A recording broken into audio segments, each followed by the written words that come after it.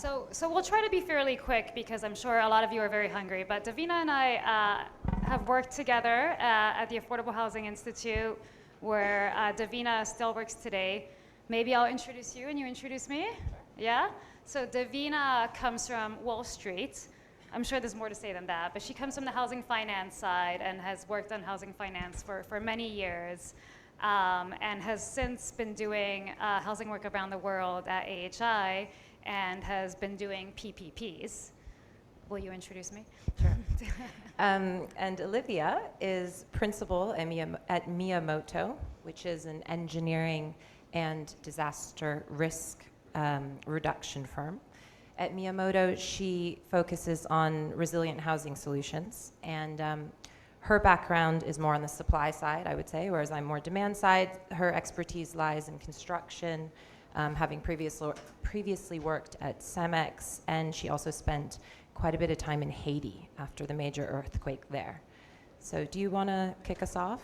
Yeah, sure. Okay, so presentation, please, and oh yeah, the clicker. So, sorry for the formatting. It's very difficult to merge two organizations' formatting, by the way. Also, when you're out for dinner until midnight, it's no blame. Okay, can somebody put up the presentation? Oh, I just pressed this? Nope. The little arrow? There you go. Okay, so today we're going to talk about something a bit new, and we're going to debate this a little bit, but we're going to talk about PPPs in a post-disaster setting. And so Jacques just went and he explained how complex a PPP can be in a non-disaster setting. So you can imagine how much more complex it can be in a post-disaster setting. But before we go there, I'd like to set the stage and introduce you to a paradigm shift. Because up until quite recently, excuse me, disasters were rural. Disasters happened in rural areas in the 80s and 90s.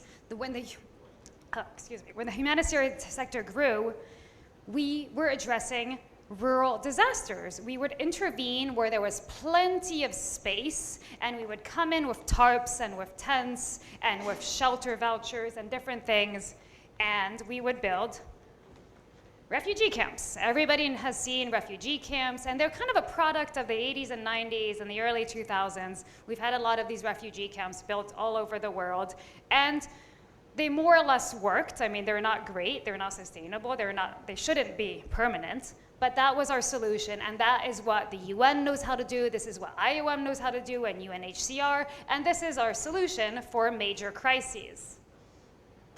But today, as we all know, 60% of the population lives in urban areas, and it's only growing, right? It's going to be 80% soon. And urban areas are 3 times more likely to experience disasters than urban areas. So disasters are shifting. They are no longer, I mean, they still are happening in rural areas, but not to the same extent. Disasters are now urban. It's a whole new paradigm. And this is what a refugee camp looks like today. Right? I'm sure you all recognize this refugee camp in the West Bank. These are more refugee camps in Beirut. Refugee camps look a whole lot different from what they used to be. And we, as a humanitarian sector, do not know how to work in these environments. We do not know how to work in what they call the 3D environment. And so what I love about Miyamoto is that I'm more of a housing finance, housing policy. I hang out with a bunch of you people, but I also have some shelter people. We work with USAID, we work with UNHCR, and we work with refugees. And we just don't even speak the same language between the shelter and the housing crowd, right? They call this permanent shelter. We call it housing. They call these settlements, I call this a city or a neighborhood. They call, what do they call it? They call it reimbursable grants when they assist these people. We call them mortgages or loans, right? So we don't have the same language, but yet we're addressing the same problem, right? And the problem has shifted, and the humanitarian sector simply does not know how to do it. The problem is only going to get bigger with climate change and, unfortunately, war. We're destroying the urban environments that we spent so long building, right? So war, climate change, earthquakes, The urban population is more and more at risk than ever before, and we have a humanitarian community that does not know how to work in these places. They don't have the language, they don't have the tools, they don't know about insurance, they don't know about mortgages, they don't know about condominium associations.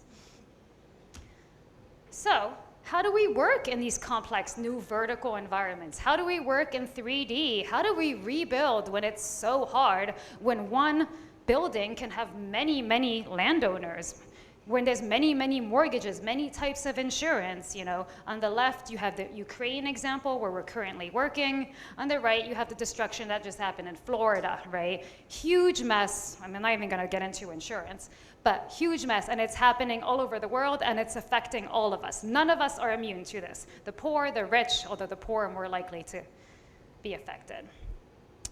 So, how do we work, Davina, in this setting, which is complex, it's difficult, and we need new actors. We need a whole new set of actors because the NGOs and the UN don't know how to work here. Yeah. I think there is actually a range of actors and different approaches in post-disaster settings. I do think these organizations that you're describing dominate, but there is, and we would probably lump them into the third sector, right? But then there is also the local governments, public sector, and private sector. And I think all of these different actors come with different approaches, and the approach that they take can really have lasting consequences on the local built environments. So if you kind of think about these three different groups of actors, third sector, public, private, I'd say there's also a spectrum of ways that post-disaster reconstruction can happen. On one hand, you would have a really state-dominated, centralized building program, large-scale, publicly funded, what you might see, for example, in China after an earthquake. Government comes in and just builds the housing. There's very little participation from anyone else. And you can kind of imagine what those towns look like as a result. And then on the other hand, you would have probably the approach in the US. Olivia showed the image of Florida, where in the US it's a much more laissez-faire, let the private market sort it out, let insurance providers sort it out, and individual homeowners. So there's not as much public sector involvement. And to go back to the topic of our presentation, PPPs would sit somewhere in the middle, right? And government and private sector would be working together, and sometimes with third sector as well, to do the redevelopment. Thank you. So what do you think about PPPs? Has there ever been a post-disaster PPP? And I'd love to hear from the audience during lunch afterwards, but Davina, please, walk us through an example. So my opinion, which might not be appropriate for the title of this presentation, is that a strictly defined PPP would never work in a post-disaster situation. Jacques laid out how complex they are, how reliant they are on capacity. Debbie Erb also mentioned that in a post-disaster setting, no one has the time or the resources to sit down with legal and paper out risks. People just want to move quickly. So I would argue that PPPs could be a very powerful tool if they're well designed and executed efficiently at a later stage, right? Not in immediate post-disaster efforts, but more once we get further down the line into reconstruction.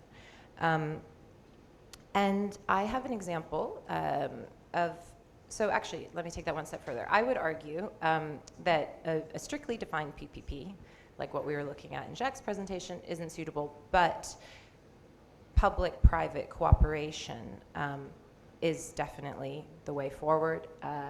I think that yesterday Simon coined the acronym PPC, so I'm going to go with that.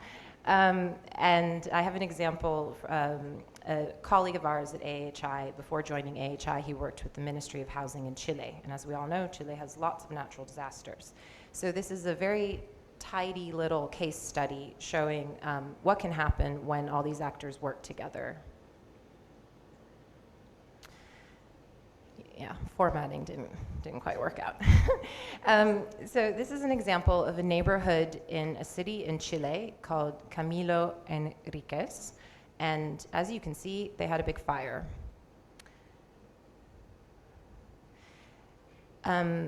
Around 50 homes in the area beneath the red circle burnt down. These are homes that the homeowners did have title to the properties, but a lot of the homes, most of them, were self-built, and there were no easements. There was not space between the homes, so it was kind of a miracle that the fire brigade managed to stop the fire from going any further than it did. Just across that ravine, there was an informal settlement. And if you were to zoom in, that's the area circled in red, you could see that that is a really risky place to build any housing. So the fire happened. 140 people were left without a home.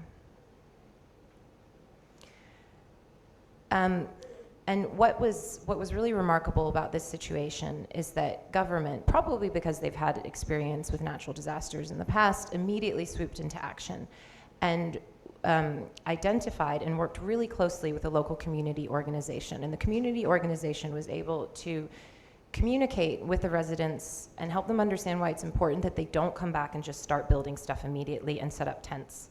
Because, as Olivia said, those tents often become permanent. So they wanted to keep the site clear. And the way they did that was government offered rental vouchers to everyone impacted, so that they could go out into the private sector and rent a home while the site was prepared for rebuilding efforts.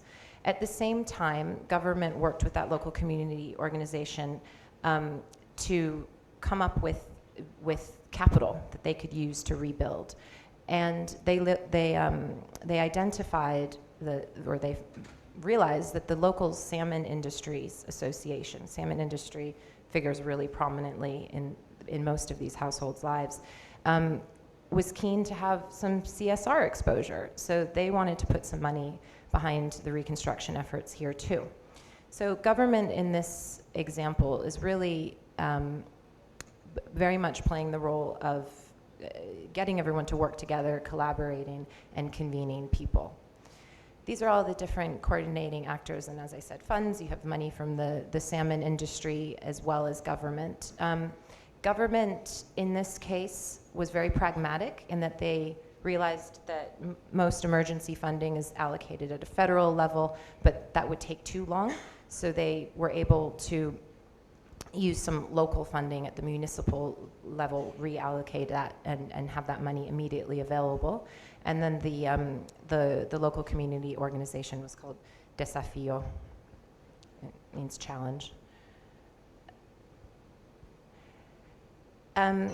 Government had also been working with a local private sector contractor. So in this situation, rather than going through a typical PPP process that would involve a public procurement process, which can take ages, they just directly contracted a developer who'd worked in the area and in fact was already building some homes not too far off for government. They were social rental homes. So within 11 months, 49 new homes were built by that developer. Measures were put in place so that the houses weren't too near to the edge of the natural topography there before it starts to slope into the ravine. And the households that had been in the very risky area over on the other side were offered homes through the government social rental program. And they were relocated quite nearby. So if you can still sort of see the layout of the land, all of those new buildings near the red circle were newly constructed in the 11 months as well. So things moved really, really quickly. I think that's the last slide. Yeah. So I think that there's some key points to take away from this Chilean example. Again, it's that you had all these different actors with different interests, but government was able to convene them and get them to work together and leverage existing assets, existing relationships. And there was a swift response. They were very pragmatic, and the whole thing was really led with good governance really good leaders, a lot of political will, and a private sector that saw the opportunity for themselves, and developers who they'd already worked with could quickly execute on a turnkey development style approach. So I'll stop there. Thank you. That's a really cool example. I have a lot of questions on eminent domain, but I'll ask them another time, because that is one of the key considerations for regulators here. Do you make the disaster area eminent domain or not? And so there's been pros and cons to both. Yeah. Well, in this case, the people were titled. They were titled. It. Yeah. But if we had point. more time. But the main question is speed, right? Because the speed of recovery is so important. The longer you wait to recover, the longer people will be displaced and the less likely they are to actually return, right? If you settle somewhere else and you end up building your house somewhere else, will you actually return? So how long did this take? Yeah, I mean, that was one of the most impressive features here, I would say. The whole thing took 11 months. Those images, the last images I showed, I captured on Google Maps yesterday. So a lot took place really quickly. But one thing I don't think this example addresses is scale, right? Here we're talking about 150 households or something. It's very small scale. So it's, as I said, very compact, nice little example. But most natural disasters impact a lot more people, and I think that's where Miyamoto has a lot more experience in post-earthquake settings. So how would Miyamoto build in scale into the equation? So I'm going to move a bit away from PPPs for a minute, but talk about how actually we've intervened after like 100 disasters or more. Our number is growing every day, unfortunately. And after disasters, around something like 80% of homes can be repaired. There's something like an 80-20 that happens a lot. 80 of homes can be quickly repaired, and 20% they do need to be torn down and rebuilt, right? And so what we try to focus on is the 80% that can be repaired. And why wait to repair them? There's so much wait. I mean, we are in Ukraine repairing apartment buildings right now, thousands of them, right? Getting people back into their homes. We're not waiting for the war to end. We are there repairing them. Oops. And this is too bad. And okay, one more thing, yeah. We spend a lot of time repairing these homes and a lot of money, right? We're in Turkey repairing, we're in Afghanistan repairing, we're almost everywhere in the world repairing. And 90% of disaster funding goes to repairing and a little bit towards rebuilding. And only, I'd say less than 10%, I'm being a little generous here, goes to prevention. And this is a bit of a call to action to all of you in the room who are developing large housing settlements or financing large housing settlements or working in one way or another with housing, is we really need to work on prevention. Sustainability is great, you're doing green, you're cutting carbon emissions, that's great, but there's no point, you can build the greenest house in the world, but if it collapses during a hurricane or an earthquake, or can't really do much about war, but you know, if it collapses, then that carbon is a sunk cost. So, I don't know, I just wanted to name a few cool things that we're working on. We joined the Biden presidential call to action, where the government is focused a lot more on prevention. And we're developing the first living repository, and this is important because we're continuously updating it, of retrofit techniques that exist around the world, from the most expensive dampers in Japan to just using like wood strips to retrofit homes that would cost about $50 and improve the living conditions of informal households. Please submit your solutions if you have any. We're working with vernacular housing practices. On the left is our example of some of our work in Afghanistan. On the right is some of our work in Morocco. We're trying to work with the local technologies, not against them. We're trying to understand what went right and what went wrong, right? Because sometimes it can be just like a fractional difference, like just placing the rock in a slightly different way that will save many, many lives and preserve cultures. And then the other thing, and I think this one is very relevant for Africa, is floods, right? And floods kind of goes beyond the home. There's not much you can do to the home to make it flood resistant, but there's so much you can do to your communities to make them flood resistant. And this is where we really need to bring nature back to the cities. This is an example from Peru, where Peru experienced like terrible flooding, terrible flooding, hundreds of people dead. And it's because they've covered their waterways with concrete, with parking lots. Do you know the song, was it paved paradise. Thank you.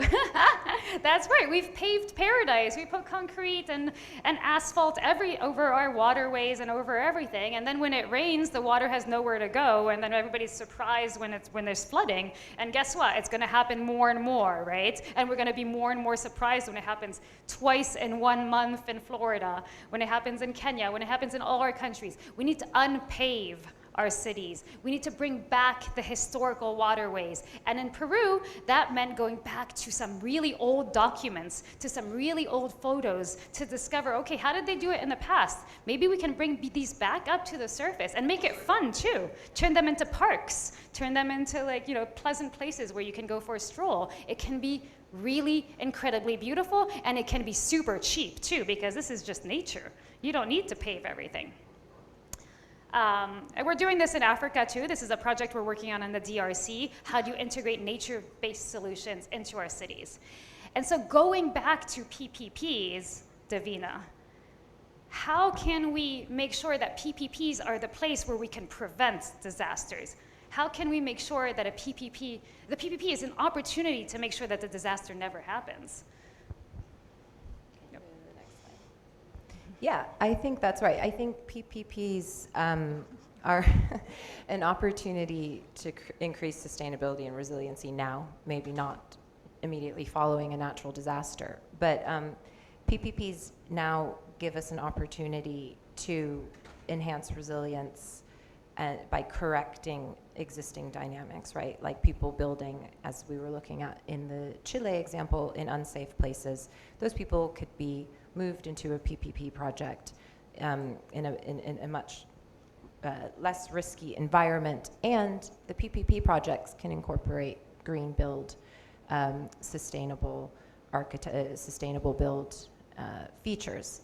So, we would argue that PPPs are really complex, difficult to implement, but it should be something that is being used now to build for the future, right? To prevent these buildings from being destroyed in the face of natural disasters, and that any country that's working on a disaster preparedness plan should probably also have a parallel PPP track that can be implemented as we move out of the immediate response phase and more into a longer term rebuilding phase.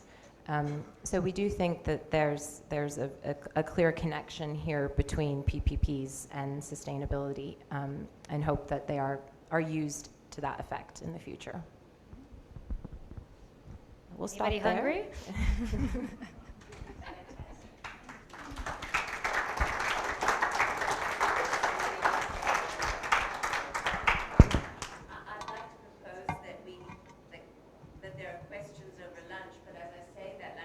A little bit shorter as well.